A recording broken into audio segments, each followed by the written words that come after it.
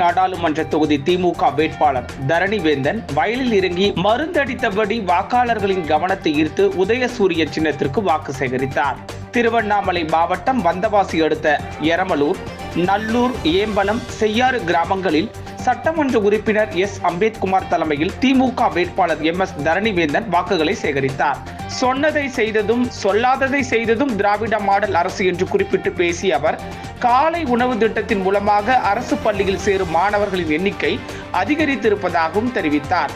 எல்லோரும் சமம், எல்லோருக்கும் எல்லாமும் கிடைக்க வேண்டும் என்பதே திராவிட மாடல் அரசின் லட்சியம் என்று கூறிய அவர், வெறும் பொய்யை 10 ஆண்டுகாலம் சொல்லி ஆட்சியை நடத்திய மோடியை வீட்டுக்கு அனுப்புவதே வாக்காளர்களாகிய உங்களின் லட்சியமாக இருக்க வேண்டும் என்று கேட்டுக்கொண்டார். தமிழ்நாடு அரசு உங்களின் அரசு, இத்தகைய அரசே மத்தியில் அமைய வேண்டும். எனவே உதயசூரியன் சின்னத்திற்கு வாக்களிக்குமாறு கேட்டுக்கொண்டார்.